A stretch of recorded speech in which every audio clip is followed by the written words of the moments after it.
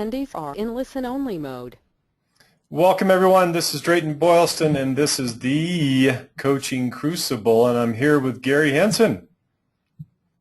Hi everybody, welcome to our last broadcast of the year. Drayton, we probably should tell people now that we're not going to be doing a project, a meeting in December, right? Yeah, we take December off every year, so everyone, as you hear our voices, we're going to be just doing our holiday thing this December, and then we'll pick back up in January. And one of the great things, Gary and I have been working on a whole outline for 2015, which blows me away to think about 2015. But we're going to be introducing that to all of you as well. So we're going to have a set agenda for what the classes, the Crucibles will be for every single month, the 11 months that we do this throughout 2015. And we're going to cover everything. Gary, why don't we just get into the things that we're going to cover? And we'd love to get your comments. As you hear these, if you could just drop us a note. And first of all, let's have a show of hands. Can you hear us fine? And can you see the screen with the Coaching Crucible on it? If you could just raise your hand and let us know that we're coming through loud and clear. That's great. Thank you, Brian. Thank you, Libby. You guys are great. Thank you so much, Sharona. So good. You can hear us.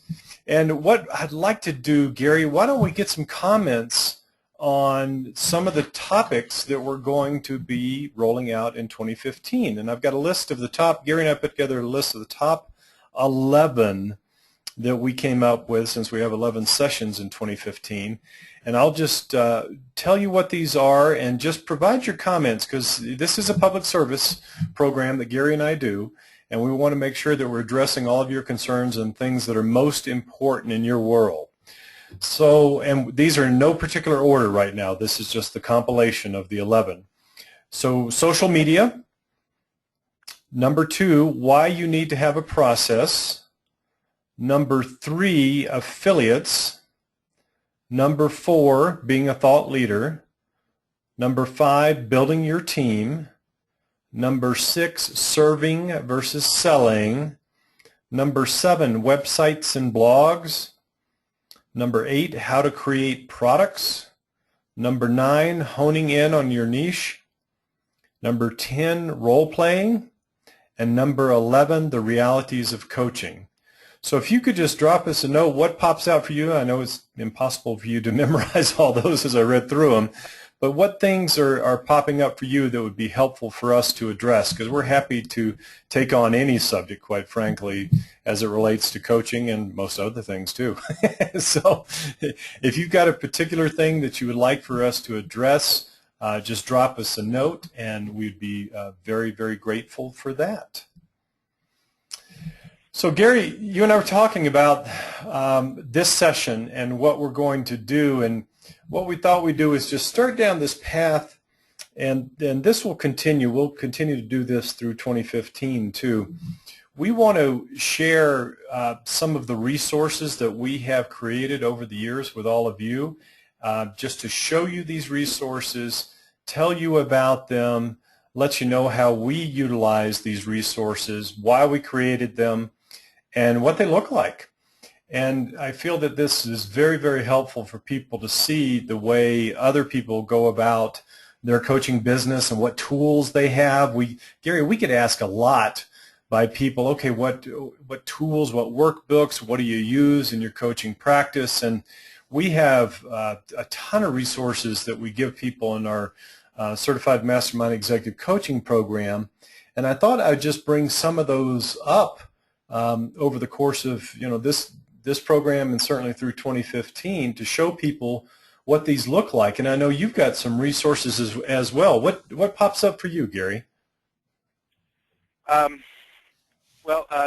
I dive into the first tool? Yeah, let's do that. Let's do that. Everybody's getting in and getting settled in, and yeah, let's jump right into it. Okay, one of our tools that we use, it's a very simple tool, but it's I think something, Drayton, that you and I talk around, and we certainly teach and I don't know that it's available to the world, that the coaching community really uses this, but we at businesscoach.com say that there's 4 levels of coachability. In other words, if you're the client and I'm the coach, you fit into one of 4 categories of coachability, and either you are coachable or you're not. And I'll just briefly talk about the tool and share my experience of it, and we can have a brief dialogue about it. The 4 levels of coachability through my eyes are: level number 1, somebody who's not coachable. They have their own ideas, their own thoughts, and they see themselves as their own thought leader for their own selves, and they don't need any outside influence. Level number 2 is selectively coachable, a person who only takes action when they're in agreement with their coach and they see eye to eye. So you're the client, I'm the coach, and I give you some feedback, some idea, and you say, oh, good, I'm going to take that one, but the next time we meet, I give you an idea, and you don't really like it, so you're not going to take so you're selectively coachable. You're not going to take all of my suggestions. The third category is reluctantly coachable, a person who takes action when the coach asks them to, while simultaneously living in doubt, not necessarily thinking that it may work or not, but they trust their coach so much that they're going to take the action, they're going to move ahead and do what their coach has asked them to do. And a lot of times that's assignments that we give our clients and that I give my clients, and they're not sure if they want to read that book or do that assignment, but I'm telling them it's going to get them the results that they want, but they can't necessarily see it in that moment. And then finally, completely coachable, and I'm going to be, everybody I think understands what completely coachable is, but I would like everybody to picture an Olympic swimmer showing up at poolside at 6 a.m. in the morning to start preparing for a day's worth of exercises and areas that they want to do, and they maybe would like to sleep in until 7 or 8 or 9 in the morning and get to the pool at a later time, but the coach has them start at a particular time and do a particular set of exercises that are going to get them steps closer to competing on an international level. Now, the reason why we use the tool, Drayton, just to make sure everyone understands, is that you need to have, when you get clients, if they're not coachable and you don't see that you can create a space for them to become coachable, then that's not a healthy way to start your client relationship. And so you want to make sure not everybody's going to be completely coachable as a client, but those clients that want to have their goals, their dreams, their vision for their life, for their business, for their future come true, then they need to be at least selectively coachable and hopefully reluctantly coachable in order for them to get the results that they want. To pick and choose which coaching conversations that they're in agreement with and they're going to take on is going to be exhausting for you and exhausting for them. So you want to have clients that are reluctantly or completely coachable, and sometimes it takes them a while to warm up to that, but you got to have this conversation with them, because if you don't on the front, you're going to be spending a lot of exhausting moments determining what level of coachability that they are. Drayton? Well, I think this brings up a really big issue, Gary, as you go through that, and I think that's a terrific kind of litmus test for clients. It's something that, with all the coaches that we talk to and people that wish to be a coach around the world, I think the vast majority of people would have a tough time saying no to a client when they did a litmus test like this. So let's say you're interviewing, we call it interviewing, the client to see if it's a good fit. Again, this is a mutual fit. Are they a good fit for you, as well as are you a good fit for them? And if you get the sense on any level that they are not coachable, you should just part ways. And Gary, I'd venture a guess that the vast majority of of newer coaches out there would just take the engagement. If they felt the person was not coachable, they would still take the engagement. So let's ask everybody. So show of hands here. Just raise your hand on the console. If you were interviewing a potential client and you felt that they were not necessarily coachable, would you still take the engagement? So just a show of hands. And be honest. Yeah, and be honest. Just, would you take the engagement? And let's say that they were going to pay you $2,000 a month. So $2,000 a month. Would you take the engagement knowing that they were not very coachable? Just show of hands. Okay, we've got some honest people raising their hands. I will tell you that, and a lot of people raising their hands. Good for you guys. I appreciate your honesty and transparency. Yeah, we want to get that feedback. Yeah, this feedback is huge, and it's good for other people to hear this too, because we have to be honest with ourselves to deal with this reality. And what you will find is when you start taking a stand and you start saying, my gut tells me they're not a good fit, and you walk away from that $2,000 a month, you'll be amazed at what happens with your business. Gary, would you agree with that? I would totally agree with that. And there's one thing that you said that I wouldn't wholeheartedly agree with, and it's a very sketchy area. There are some clients that I wouldn't necessarily walk away with them if I identified them as being not coachable. I would probably have another session and say, and again, I would say, just like Drayton said, I'm not sure if we're a match, and we need to be on the same page, clearly headed in the same direction, and have a very symbiotic relationship. So I might do another session and see if I could get them to open up to that and become coachable. And to be real honest, Drayton's on the right track. Very few are going to shift, but some will shift, and they'll get how stubborn, how resistant to change and growth and new possibilities. And if they let you know that, and if they're resistant, then you're really going to be wasting a lot of time. But I'll tell you what, it's better to find out early than late, because later on it gets very, very messy. And I speak that, Drayton, because I've got to be real honest with everybody on the call today. I took those clients at first. 25 years ago, I was grabbing for everybody and anybody, and I had to find out the hard way that it wasted my time and their time, and everybody ended up being frustrated.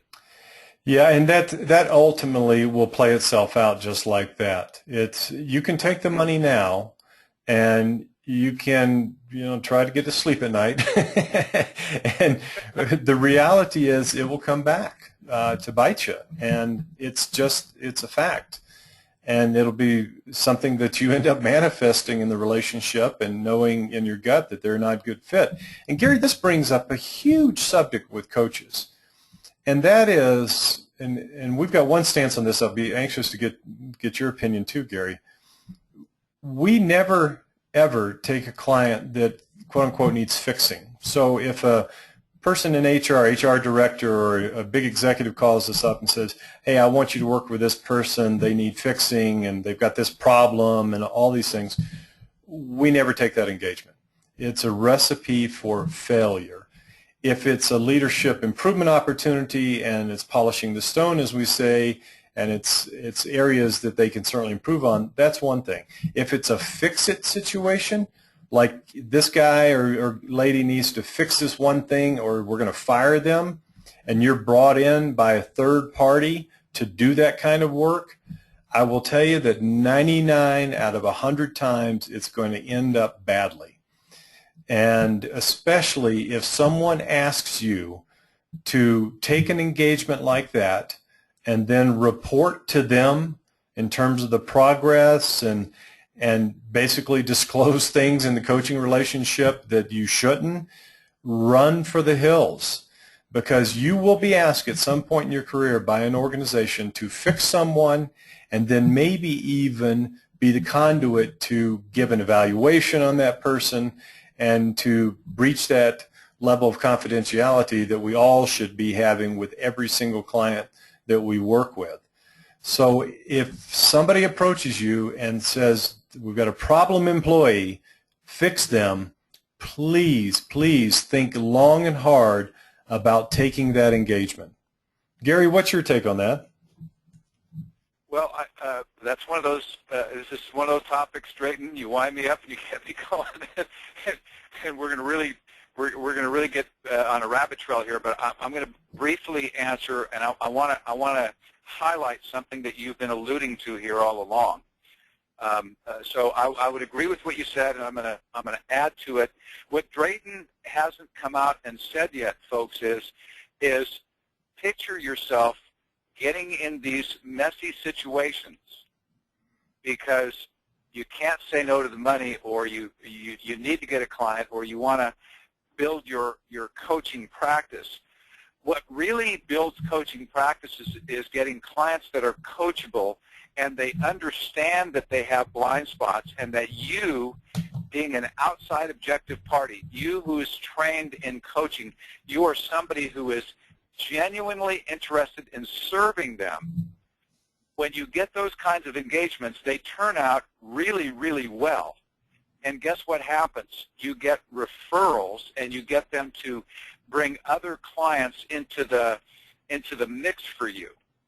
Now, if you get problem clients and you're, Drayton says, having problems sleeping at night, who do you think that if you get a referral, who are you going to get referred to? More problem situations, and you're compounding your misery.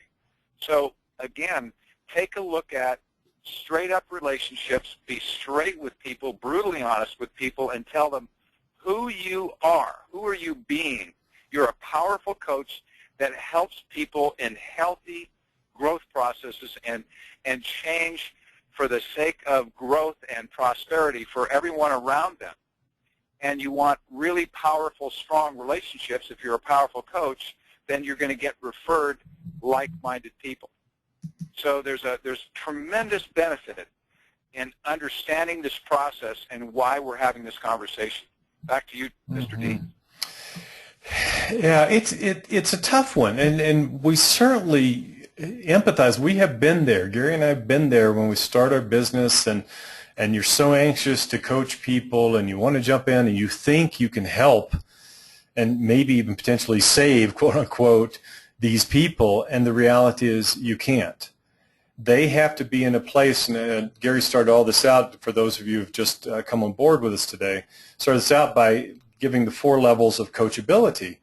And you really have to approach this when you're looking at a prospective client as a two-way street. They have to be a good fit for you. And I know some of you are sitting back going, oh, I can't pay the light bill this month, and I'm stressing, and I need the money, and I've got to take any clients I can. And I've asked so many coaches, okay, so who's your ideal client? And they say, the one whose check clears. Well, that's not an ideal client. That may, remedy something for a short period of time, but it will come back in a full circle and kick you in the fanny. So just be prepared for that, and have confidence that you are a good coach, and you will attract the right people that are ready to make the changes. And Gary, the one word that pops out for me as we talk about all this is ownership. As coaches, we need to own our part of this relationship or potential relationship, and you need to find clients or attract clients that are ready to take ownership. If you find a client, and Gary, that's probably one category I'd add in year 4 is, are they playing victim or not? Good. If they're in that victim place, then they're not coachable. If they see that they're in that victim place and they have a sense of awareness around that, they probably are just at that beginning point where they need some help, and you can help them get to that ownership place. I found over the years that the ownership question in anyone's life is the most central question. Are they playing the victim, or are they ready to take ownership of their lives and make changes? Gary, you agree? Absolutely. No, wholeheartedly, you're spot on. And if I can, I'd like to flip this coin over and approach this from the backside of the same conversation and take it a level deeper. Absolutely. Now, can I remember what I was going to say? I was going to approach it from the aspect of, well, I'll have to come back to it. I had another dynamic I was going to introduce on the same topic, but I'll think of it. Let's come up with another. Yeah, absolutely. Topic. Well, let's just to round this out. I hope your takeaways are around the fact that you need to interview the clients.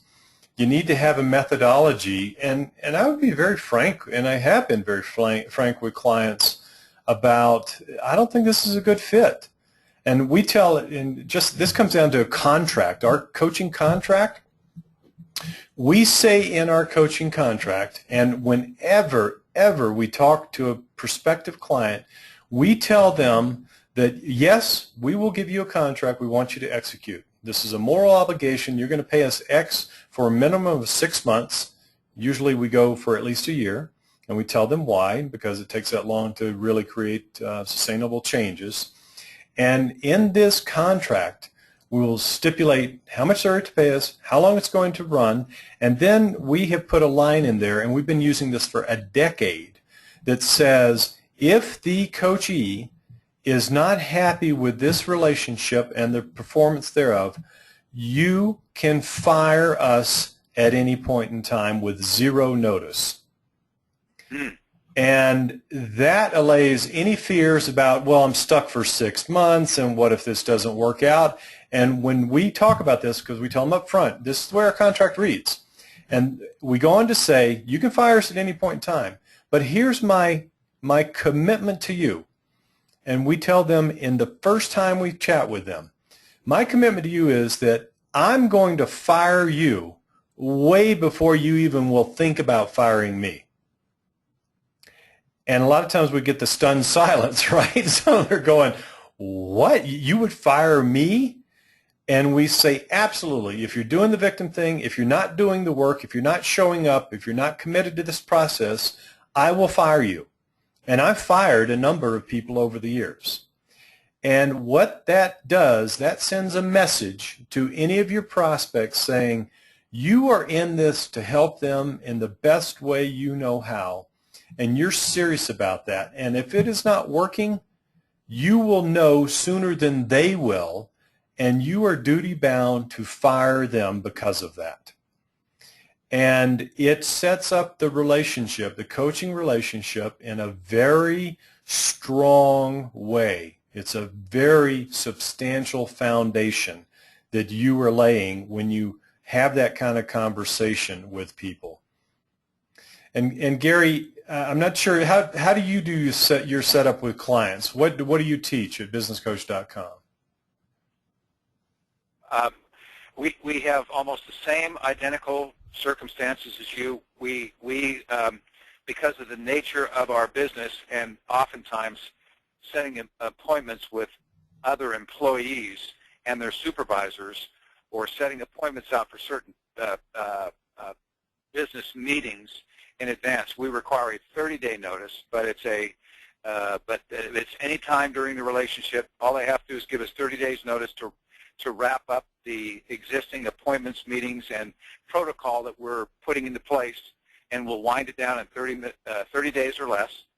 And we typically go for a 1-year agreement, and again, because we're dealing with the entire business and senior leadership team and upper management, we explain to people this is not a quick fix, that it takes time to develop and have the methodology, the process play itself out, and have people be climb on board to the process. So we will take a 6-month contract, but we typically do a 1-year agreement. Is our standard protocol. Mm-hmm. And how do you language it with them up front, Gary, about the whole firing thing? What do you say? It's really unconditional. If at any time that you are unsatisfied or feel like the coaching process is becoming complete, you can give us a notice, a 30-day notice, even if it's the middle of the month or the middle of the time frame. And you don't have to have a reason. You don't have to have an excuse. You don't have to validate why you're doing it. We want to be there only when the relationship is working. And I left off a moment ago when I spoke that if they're not doing their homework, if they can't keep up the pace, if they don't understand that they're growing and building the company, we will probably fire them before they'll fire us. Average client stays with us and our students 23 months, Drayton. And that's great, and that's the way it should work. That's really the way it should work. We're about just in like my personal practice, and on that side, we're just north of that, Gary, and that should be the ideal, to have clients that last for years, not months. And really, that's the way it should work if you're doing your job well. So think about these things. Think about how to approach it. It takes, some of this may be some false confidence that you just have to, kind of fake it until you make it around this. But once you start using the language like this, that I'll fire you before you fire me, and you can fire at will, and let them know you have that kind of confidence in the work that you do, and you're taking the right engagements, you will literally transform your business. There's no doubt in our minds that you will, because there will be this shift in level of confidence and level of the way you approach things with people when you talk about what you do that will be palpable, and it will transform your business. So please heed some of this information. Gary, I've got a tool here. We're going to be talking about a number of things in the coming months, tools that we use, as I mentioned. And this one that I'd like to talk about today as we shift gears is called our Executive Dashboard. And I want to show everybody this. Can everyone, if you could just raise your hand if you can see this. I know it's a little bit small, and it's going to be a little bit tricky to see, but I want to see if, and let me see if I can blow this up a little bit here. Let's zoom in. So if you can see this, if you could just raise your hand and let me know, that would be great. Okay, this is a little bit bigger here. So can you see the dashboard? Great, and it's not showing up on my screen because yours and mine are organizers that may not. I just wanted to share that with you. But yeah, I'm not sure. Hold on one second, folks, and let me just make sure we've got the right screenshot here. So it should be showing up there. Gary, can you see it? No, the screen changed, but it's not the. I don't see the tool that you're talking about. Okay, it's a spreadsheet that I'm trying to get to. Now it showed up. Okay. It showed up. My computer may have just been a little slow catching. Okay, it might be laggy. We had a webinar earlier and everything was laggy. Okay, so I'm getting some comments here. Libby, you can see it, and some others. Just raise your hand if you can see it. It's a spreadsheet. And it says Executive Dashboard. There we go. Okay, everybody can see now. Thank you. Thank you, GoToWebinar, for working. This we call our Executive Dashboard.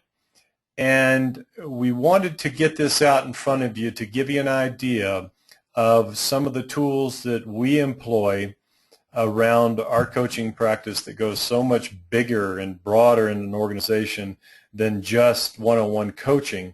And this is, people often ask Gary, how do we expand our business? And I just have one-on-one clients, and how do I do broader work in an organization? And I know you can speak to that certainly too. This is the most powerful tool that we have found in terms of, on the front end, building credibility with a prospective client. And the reason is, now remember my business background. I'm a recovering CEO, and I love spreadsheets, and I love business processes, as Gary does, and I love things that kind of take the woo-woo coaching thing and put it into business terms, and that's how we built everything in the Executive Coaching University, is how do we translate this woo-woo coaching thing into real business practices and nomenclature, wording, descriptions that businesses get. And this is one of the more powerful tools. If you're talking to a prospective client and they're asking about your process, and we have a 10-step mastermind process that we can walk them through, and then we talk to them about one of the steps is our executive dashboard. And it's a spreadsheet where we put all of the major initiatives into, and then we track these initiatives and make sure that everything's progressing as it should. And they go gaga. They love the idea. They think it's, okay, a spreadsheet, I get that. It puts things in tangible form. It's not just, let's go through a coaching session and ask me a bunch of questions. It's leading somewhere. It's giving them a path. That's why Gary and I talk about having a process is vital in your business. You have to have a process. And this, I just want to walk you through the components of this dashboard. And this is all built, if you're not familiar with Six Sigma, this is built from the school of Six Sigma, if you will. It's a methodology of continuous improvement. And Six Sigma and Kaizen and the Malcolm Baldrige process, all those things are quality improvement initiatives. Businesses get that. And when you offer up, and again, it doesn't matter your background, if you're a business person or not, when you offer up things like this, you build great credibility with your prospective clients, because they see this and go, oh, they know what they're doing. They've got a real process. They've got this dashboard thing, and it puts them at ease and lets them know that this coaching relationship is going somewhere. The other thing that it does when you have a process and you have things like this dashboard is it elongates and perpetuates your relationship with this client, and to further that with their business. This will keep you engaged. Right now, executive coaching client or relationships average 3 times longer than life coaching and personal coaching relationships. And I would say, Gary, on our end, it's way north of that. It's we're averaging 2.5 to 3 years for every single client that we engage with. And it's because of things like this. So let's look at the top. I just want to walk you through this to give you an idea. When you look at, okay, so our copyright up there, you look at the second line, voice of the employee, voice of the customer, voice of business. This is where you're giving them a focus for these particular areas. So we like to focus on our employees first, because they create great customers that are happy, and then the customer, and then the voice of the business, and that's more along strategy and things like that. So if you look here under D, you see the initiative type. And a lot of this is based on, if you haven't read the book Top Grading, please do. It's about human capital, and it's a great, great book, and it'll give you a lot of credibility in business conversations. So this is where we have the different areas when you look at this. So it could be a process, it could be a strategy, but this is the type of initiative that we're talking about. And then we have, when you look over in these areas, this is, the green light, yellow light, red light, very intuitive, right? So green is good, yellow, something's off the tracks a little bit, and the red is danger zone. And then the royal blue or navy blue here is completed. The initiative is completed. So when you go over here to the initiative piece and you look at these colors, this is why it's called a dashboard. An executive or your client can look at this and go, Okay, so all of these initiatives green lighted on one piece of paper. They have everything, and we threw the kitchen sink in here, and I'll get to this in a minute. There's so many different things here. But in one snapshot, they can see if their personal stuff and their business initiatives are going in the right direction.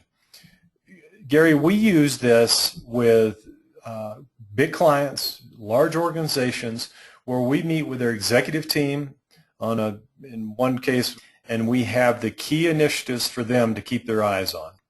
And this goes into their strategic plan, and this is all the work that we do with them. It's something that you can do as well.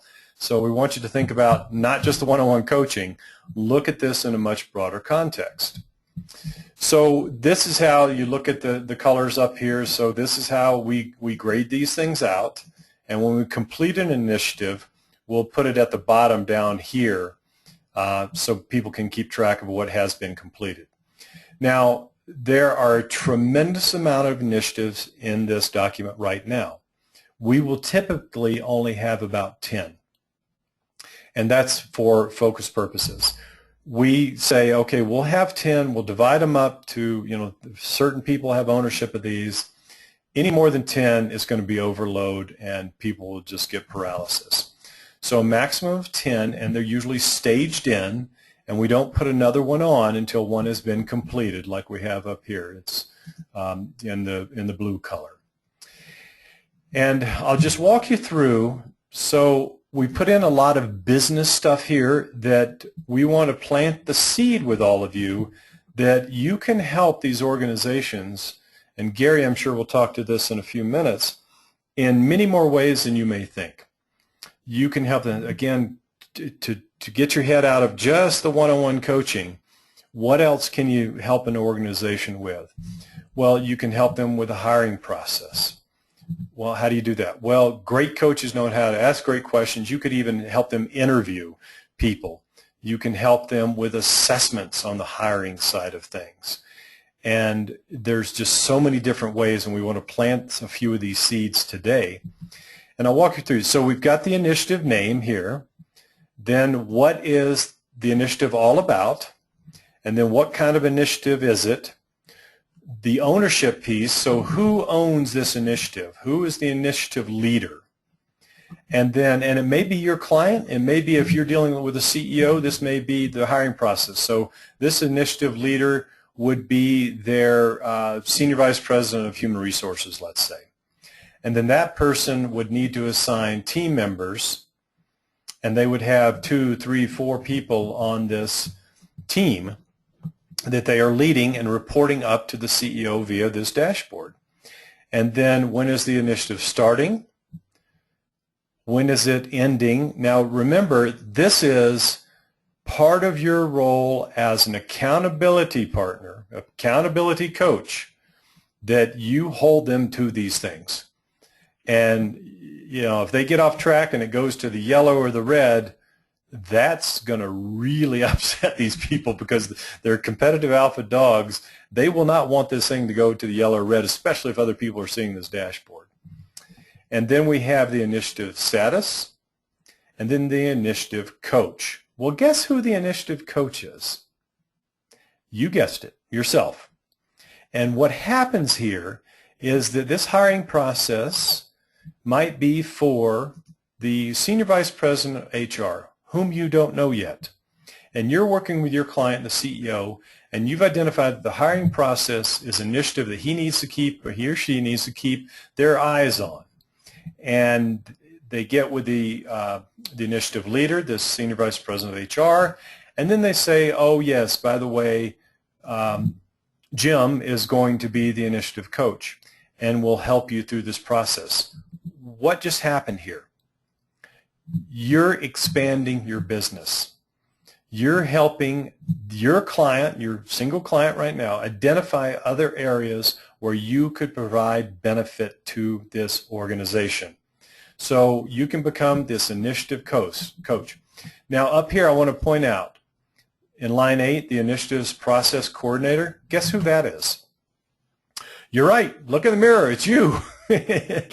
And you will become the coordinator, the keeper of this entire spreadsheet, this dashboard that will guide all the important initiatives for your starting client to keep their eyes on. And as you march through this process, so the budget process, so then this would be the CFO, Chief Financial Officer, that you would be the initiative coach helping them. And what we do on this, you have this one spreadsheet for your client, and then as you identify these other different initiatives, then you would help create spreadsheets for the CFO who's in charge of the budget process. And you're just magnifying and it's increasing like a mushroom your business. And this is where you help start expanding through other parts of the organization. Strategic planning process. This is another area where you can help. And talk about growing your business and making a lot of money in doing so. Through helping people through the strategic planning process is a great way to use your coaching skills. A lot of things you can do here. So we go through this, and we've got customer service process, and these are just ideas of things to include. We keep this completely modular, and we make this, it's very customized for every client. We just don't go in with all these things and say you need to do this, this, and this.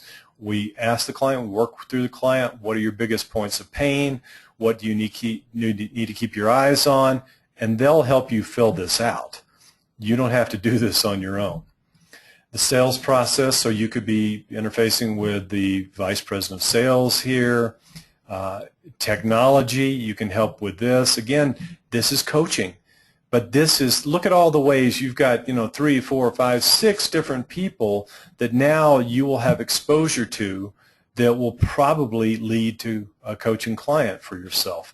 It's amazing what happens with things like this. Now, you'll see some things that are in bold here. So we have incorporated, these are all personal endeavors. So what's their strategy for their family? Yes, you need a strategy for your family. Everybody does. And then spirituality, and then the physical component, their health, friends, giving back.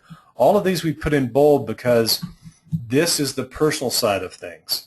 Now, we have a lot of clients that will have a dashboard for themselves personally and for business. So you'll have one for all these that are in caps here, the family, spiritual, physical, friends, giving back, all those things will be on one spreadsheet. That there's their personal dashboard, and then you'll have the executive dashboard for business initiatives. So all the while, you're growing your business, you're helping them in more ways, you're expanding your sphere of influence within the organization, and it's a great thing. We have found this to be the #1 way to grow your business that we have found, because once you get in to an organization, you have the confidence of that individual you're working with, a senior person, and they see all the other things that you can do. And remember, it's incumbent upon you to let them know what else you can help them with. Sometimes they'll come to you and say, hey, can you help us with this? You'll get a lot of that. If you're ahead of that and say, oh, by the way, here's some ideas on some other ways that I can help things within the organization. And you give them something like this laundry list, and say, look, these are all the different ways that I can help out. So we've got company performance metrics, employee-related things, all the human capital things. This is where we call it top grading, from the book Top Grading by Bradford Smart. Top grading, this is where you grade employees. And then compensation and HR policies and all these things. We get a lot of coaches that have an HR background, so it's tailor-made for them. So this dashboard, it does so many things. Just to put it in a nutshell, it will help you gain clients because of the inherent credibility. It will help you expand your business tremendously when they understand all the different ways that you can help them. And here's another great thing about this. You don't have to do all these things. You can bring in experts to help them in a sales process. You can bring in experts to help them with this IT situation. And Gary, we talk a lot about, and this is maybe something we should do through 2015 too, is expanding your suite of services and building a team and what that looks like and how it can benefit you. And this spreadsheet is a perfect example. We have people freaking out. They see this, they go through our certification program, they see this and they go, I can't do all these things. I don't have the experience to do this and that and the other. And we say, absolutely, none of us do. So we have to bring in experts to do certain things, but they're part of our team. And then you'll make X% on all the work that they do, but you bring them in as part of your team and expand your business in that fashion as well. So you may start out one-on-one executive coaching. We want to open up your eyes to all of the other possibilities that exist. There's so many other things that you can use, but the main thing is to get clients, right? You want to get clients. Something like this will help you do just that. It'll help you build credibility. It takes the coaching speak, if you will, out of the equation, and you're just talking about business-focused things. So you're talking about a spreadsheet with business initiatives and a dashboard and all the things that businesses inherently get. As a coach, you're bringing this to them. It will help you in so many different ways if you employ something like this. So Gary, I'm a little bit out of breath. What's your take on all this? You want to pass me the baton here, Yeah. Mr. Boylston? Absolutely. Okay. Okay, great. So this topic, ladies and gentlemen, brings up so many other topics, as Drayton has a habit of doing, focusing on a particular topic, and it can mushroom out. There's so many different things. So I don't know where to start. I got goosebumps the size of marbles here, and I'm ready to go. So the first thing is, I think that is significant about what Drayton is pointing out to you here is that part of a methodology means that you go into a client and you're prepared to ask them, where do they stand on these areas? So what we have a little different tool that at businesscoach.com that I want to add to this tool that is the companion tool, and that is we have a 5-page document that's called the What So document. So it's sort of a checklist for you to go down, and you can make one of these on your own, or you can email me and I'll send you a copy of one, and you can have a copy of what we use. But the point being is that you have a checklist of items that you go down and you ask them, do you have a strategic plan, a business plan, an action plan? And if they say no, then you check that box on your spreadsheet that Drayton has shown you here, and so on and so forth. Do you have job descriptions? Do you have a top grading process, et cetera, et cetera, et cetera? So you are the professional, and you're bringing in questions, not questions like open-ended questions or questions just to ask questions, but you're bringing in questions to find out where they are currently in the cycle of growing their business, growing their department, whatever, growing their team, wherever they are. You want to find out where they are at this moment so that you can begin the process. So that's the first thing that Drayton's pointing out to you here. Second thing I'd like to bring out that I love about this is something that one of our students actually taught me, and that is just to remind the client what they're paying you for on a monthly retainer fee. We don't charge by the hour. We charge by the monthly retainer fee. And as we discussed earlier, Drayton says a 6-month to a 12-month agreement is typically where you start with the client, and you're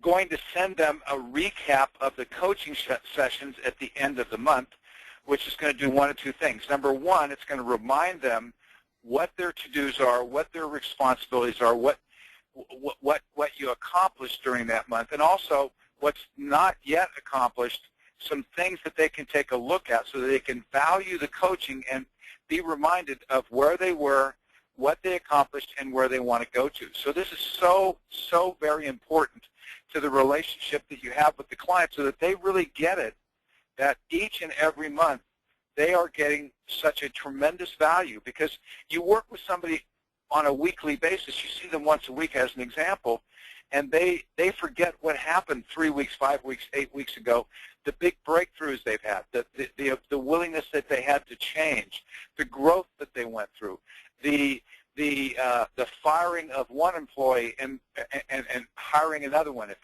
that is part of the world that takes place in the relationship. So you want to remind them and have them have these reports and have ongoing relationship with them, explaining to them all the wonderful things that they've accomplished through the coaching process. And then the final thought I have about this, Drayton, is it's just the term dashboard is, for your larger clients, is something that they're probably used to hearing that term or a similar term. So it's in their language to use terms like the word dashboard, and it shows you that you're a professional if you use that term.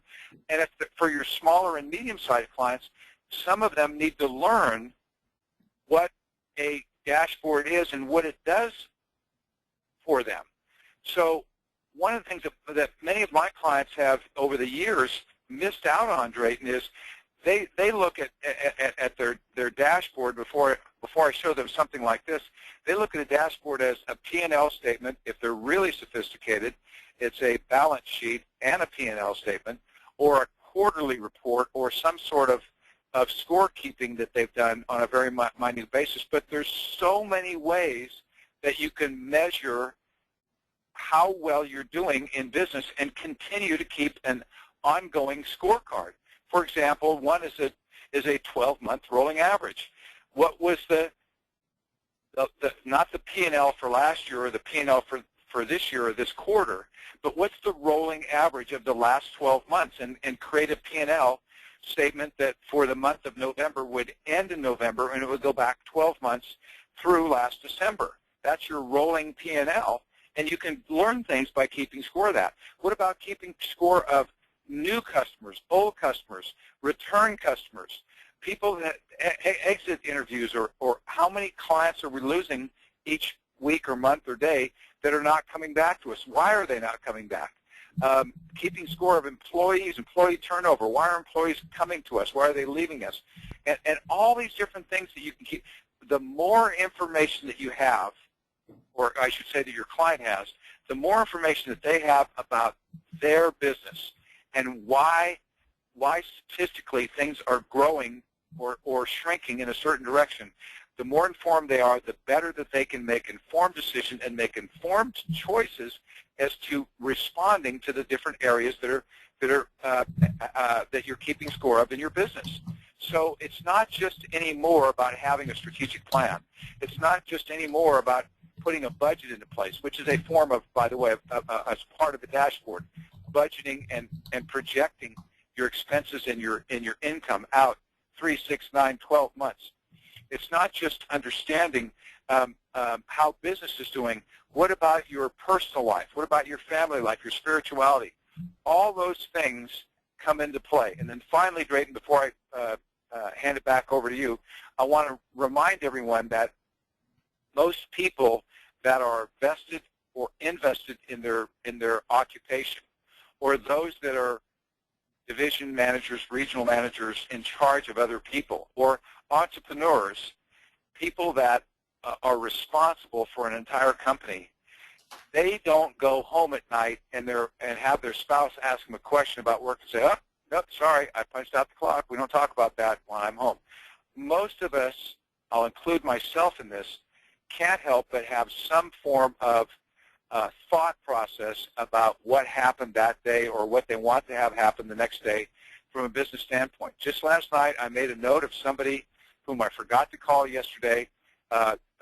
Just before I went to bed last night, I just made myself a little reminder. It doesn't mean I'm obsessed with my work while I'm at home. My point is that I remember certain things in my personal time that I want to do in my business day. I don't let it interrupt my personal time, but it's very, very difficult to separate business and personal. So we want to make sure that our people that are our clients are getting exercise, that they're getting good time with their family, that they're getting vacation time, and that they're doing the right things.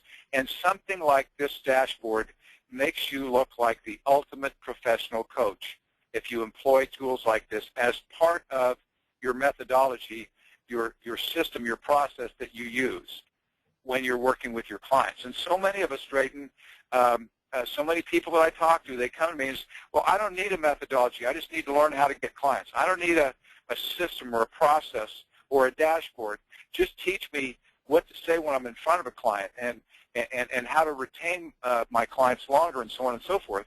And they're missing these processes, Drayton. And again, the processes not only tell you what to do as a coach, but they make you look so professional to your client, and they help you retain your clients for a longer period of time, and your clients get results. When your clients are informed, they know where to make shifts and changes. They know what they're looking at. They can be informed about their business and make intelligent, intellectual choices and intellectual conversations with their coach. Okay, that end of sermon there, Pastor Gary, done with that part of the sermon there, Drake.